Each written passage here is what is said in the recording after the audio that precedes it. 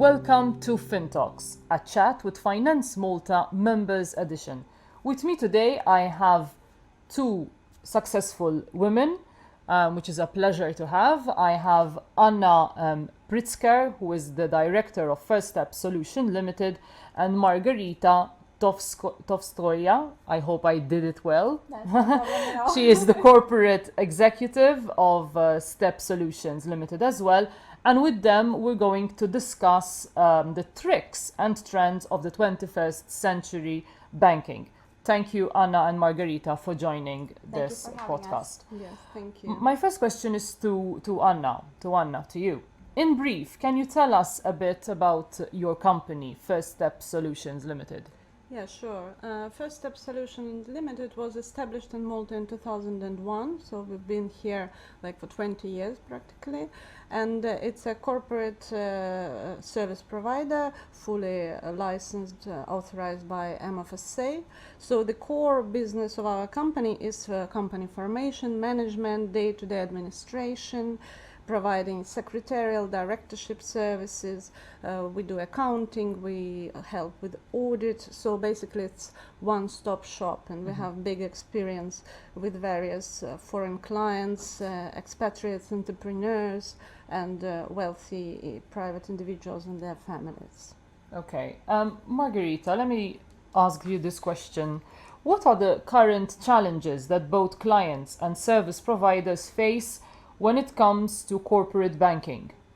Well, we all remember the times when you could easily open a bank account at any jurisdiction. Well, those days are long gone now.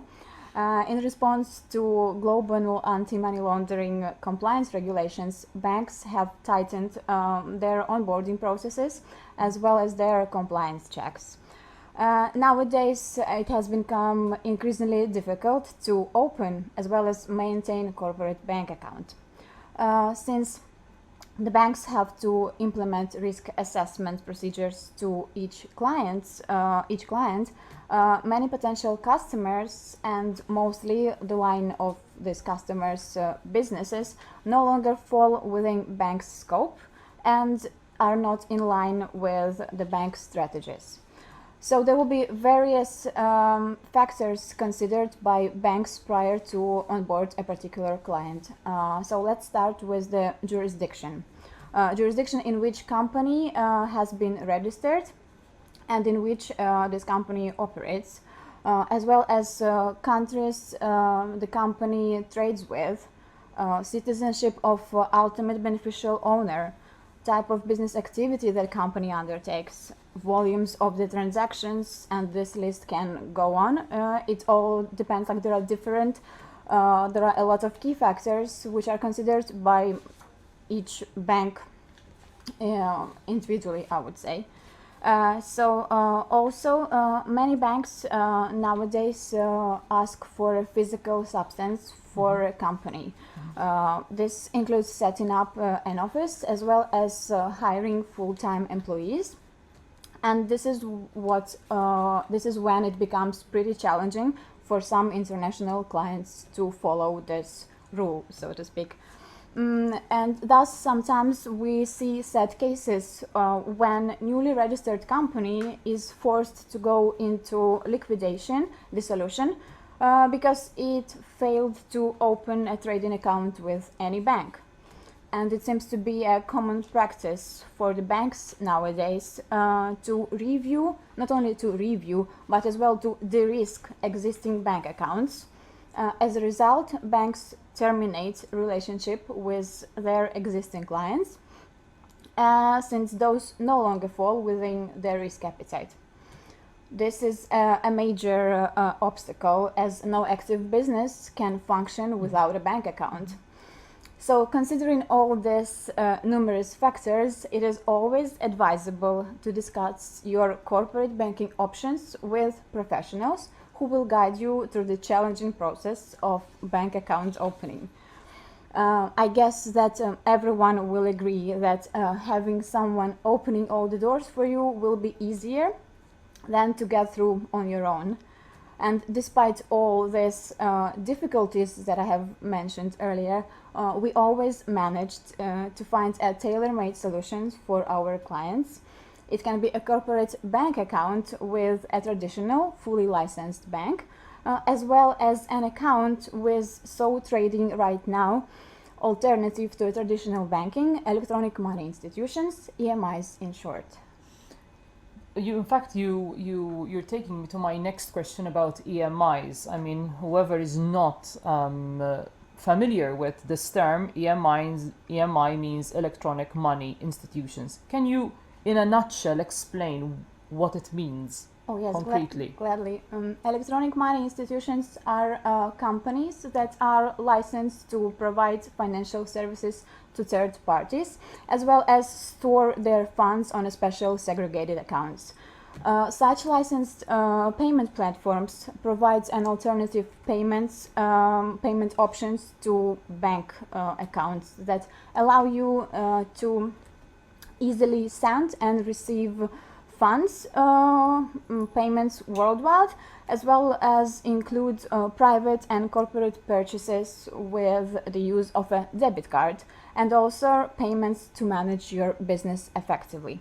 So as the definition says, EMIs are web-based institutions that do not always have physical presence. So the difference between a traditional bank, and EMIs is just that they don't have a physical building. No, not really. I wouldn't really say that. Okay. So actually, one of the few distinctions are that EMIs operate exclusively online, while most of the traditional banks have their physical presence, so-called bank branches, as we all know them. However, this is just one of the distinctions, as I said. It is important to note also that both EMIs as well as banks are regulated and licensed entities. In case of banks, it is the central bank that regulates the bank, and in case of electronic money institution, it is local financial regulator. If we're talking about local EMI, electronic money institution, this is Malta Financial Services Authority, that MFSA, that regulates such entity. When talking about services offered, banks do offer a wide variety of services. This include bank loans, overdrafts, wealth management, credit cards, and so on, while EMIs would have a limited service available, such as money transfers to third parties, as well as just debit cards. Furthermore, while traditional banks have high capital requirements, this will be usually in millions, EMIs would have low to medium requirement, just a few thousands, let's say. Also, one more important point which is worth mentioning is that deposits in banks are covered by deposits guarantee scheme, that is up to 100,000 euro, while EMIs, deposits in EMIs do not have such protection. So this is a quite important point to mention to the clients, I believe. And what factors, since we were talking about banking, so what factors do you consider when offering a banking solution to your clients? Well, to provide a client with a tailor-made proposal for his banking needs, we need to consider quite a number of factors. Every business is different, and so every business will have different financial and banking needs. Normally, we would advise a traditional bank account to clients with simple and transparent structures, as well as to the clients who would preferably have a substance in the country that the company has been registered in, as well as to ultimate beneficial owners who are EU nationals, preferably, which is not always the case, and so on. Also, banks would be beneficial to the clients whose partners are from conservative background, and by this I mean those who would prefer to see world's known banks on their invoices and supplier agreements, etc. So sometimes we do have such clients for whom this is a very important point. Okay. Often we would propose to high net worth clients who need additional services of, let's say, wealth management, to definitely get an account at a fully licensed bank, as in such case it is definitely worth paying extra for such services. Furthermore, we would also consider to opt for a traditional bank for clients who keep substantial amounts on their bank accounts and do large and complex transactions. This would also, as I said, the clients would be advised to opt for a traditional bank rather than EMI, because EMIs simply do not cater for such clients as yet, I believe. On the other hand, EMIs, when we're talking about EMIs, as much as 52% of modern millennials aged between 18 to 34 take advantage of such innovative financial services, I would say. And it is safe to assume that more recent generations brought up in digital era are willing and definitely going to be even more inclined to use innovative and alternative banking solutions, which are EMIs and all the services that they offer. I think that having an account with EMI would be especially beneficial and quite a perfect solution for startup companies, fintech businesses, crypto businesses, e-commerce, as well as for fee-sensitive clients, and of course for those who struggle opening a corporate account with traditional bank. I believe that now is a great time to reap as many as possible benefits from technological improvements in the financial landscape as possible, and always choose a banking option which is ideal for your type of business. So basically, in a nutshell, if I had to round up what you just said, the two styles, the EMI and the banking, are still popular in today's world. Absolutely. But it is definitely up to the client to decide, according to his needs and according to his service that he's to choose which one to go for. Right? Exactly. This is when we come in place and we try and negotiate the client's needs and see what's best suits his business. So it is not yet correct to say that banks can close their shops nowadays. No, definitely not. Exactly. Not yet, as you said, yeah. Thank you, Margarita. Thank Anna, can you please, from what Margarita just said, can you please give us some practical examples of businesses that would benefit from EMI or banks or both? Yes, sure. So Margarita gave us a good overview of the factors that would influence the choice of the client and what we as service providers would suggest to a client. So let's take some practical examples. For example, let's take a Lithuanian national. He resides in Lithuania. He has a startup company in Malta, and his company is selling sun lotions online. He has an e-commerce website, and he needs fast and inexpensive solution for small but frequent transactions, as his customers are buying sun lotions through his website, and the account must be linked to payment processing website.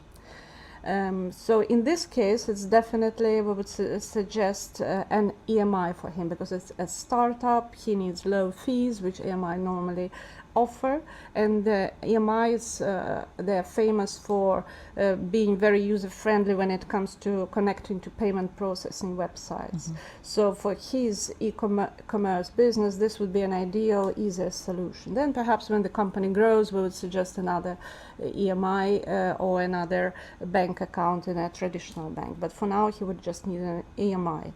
Another client, let's take an example, a Russian national, let's call him Vladimir. He has a 10-year-old Malta company, and he is trading in very sophisticated and expensive agricultural equipment and machinery, has few partners that he's selling these, few customers that he's selling this equipment to. And the local bank closed his account recently, so he needs a solution. What he also needs, he needs some reputable institution that his business partners would trust and know. So in this case, we would offer him a bank account in some reputable bank. Since he's a Russian national, it might be an issue with some of the banks because that's a high-risk jurisdiction.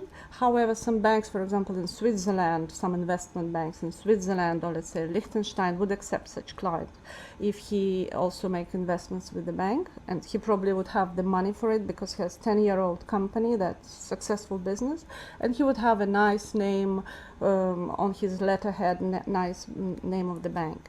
So that's a solution for him.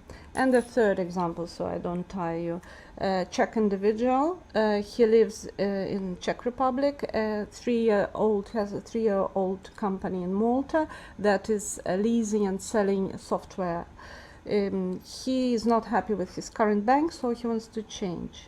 He has turnover of 2 million annually, and he does not take out dividends. So what he needs payments to third parties, SEPA and non-SEPA, and also a secure place to keep his corporate money since he's not taking out dividends.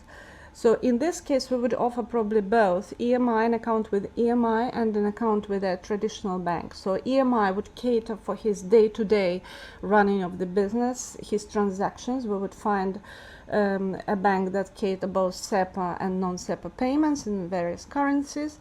And then we would try and open an account for him in a bank where he could keep, it would be like more like of a saving account where he keeps his corporate funds that accumulated.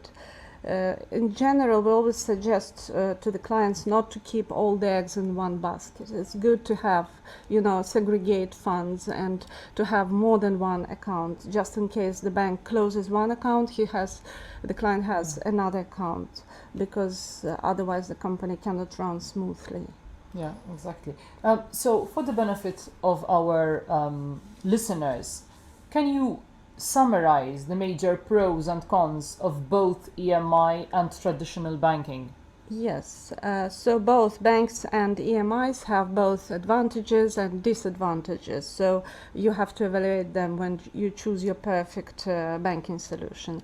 So when it comes to banks, the major advantages would be the fact that it offers more protection.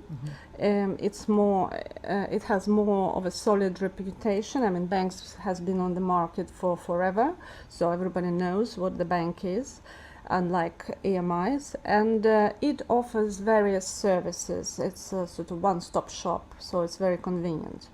When we talk about disadvantages of traditional banks, the first one that comes to my mind is that they have very complex requirements, KYC requirements, long onboarding procedures. It's very hefty, very tedious process, and the banks in general, they're not so flexible, unlike EMIs. Reluctance of many banks now to service international businesses, so they're more prone towards localized sort of businesses, not international businesses. They have higher fees in general as well, and slower processing of transactions. For some businesses, this could be crucial. The speed of transaction, the speed of banking is very essential. Yeah. On the other hand, EMIs, they have faster account opening process, easier KYC procedures, they're more flexible. Sometimes you just need to fill in everything online, and it takes much less time to onboard a client. It's more personalized approach, I'd say. They have lower fees, which is good for fees-sensitive clients. And of course, cutting-edge internet banking system that you can do a transaction with just one button on your phone or laptop. So it's really convenient when you travel frequently, when you have very intense business. amongst the cons of EMIs are instability, and as the result, instability of the sector, because it's a new sector. New EMIs emerge, some close down, jurisdictions have different requirements to EMIs, so it's a bit unstable. And as the result of this, people do not have so much trust in EMIs. As Margarita mentioned, younger generation have more trust, but older, more conservative clients, they do not trust EMIs. They say, what is this? We don't like it. But this is a matter of time, I believe. The more years pass, the more it would become a familiar concept. Also, a con is inability to service large and complex transactions. If your clients have large volumes, it might not be a good solution to send them to EMI, because they have sometimes restrictions on the amounts that could be sent. And no or very limited financial guarantees. So my advice would be not to keep large amounts of money on EMI accounts. So the banks are for this. Anna, what about data protection, as in your information that you're sending to EMIs? How protected you are with regards to identity and the information that you're giving them? Well, this would be the same like with the bank. I mean, they when it comes to data protection, they would have just the same regulations upon them. So I wouldn't worry about that. Okay. What is, in your opinion, the future of corporate banking? Well, the future is not so clear. However, we can say that definitely we cannot predict sort of the future of this, because it's very volatile industry. But we can say that technological innovations, and also together with the KYC, AML and FTF regulations will shape the landscape of the banking industry. Because on one hand, it will more and more go towards new technologies, new ways like EMIs. It's already something very new and different from traditional banking, and it will evolve. At the same time, regulations would become stricter and stricter, so this would probably also have a big effect on the industry. Definitely, I believe that number of EMIs will grow. There are already many in Europe, let's say, and every year the number will just grow. And also the services that they provide, they will become more complex, diversified, and sophisticated. In 1994, Bill Gates said at the conference in the US, he said, banks are dinosaurs. They can be bypassed. It made quite a shock, this statement at that time in 1994. It was a bold statement. Well, today many tend to agree with him. The prediction has not come true, and I do not believe it will come entirely true, but there is a lot of truth in it, because banks are changing. I think in future banks will be geared more towards servicing individual clients, and also very local businesses with a lot of local presence, substance. International businesses will definitely shift towards EMIs in future even more. We already see this trend clearly, but in future it will just be bigger. Yeah, I think even with the young generation, yes, they would prefer something like that. Yes, absolutely, absolutely. Yeah. Anna, Margarita, thank you for accepting this invitation, and thank you for joining us during this podcast. We encourage you all to follow the FinTalks, a chat with FinanceMalta members edition, on our Facebook, FinanceMalta.org/podcast, and on our YouTube channels. Thank you very much.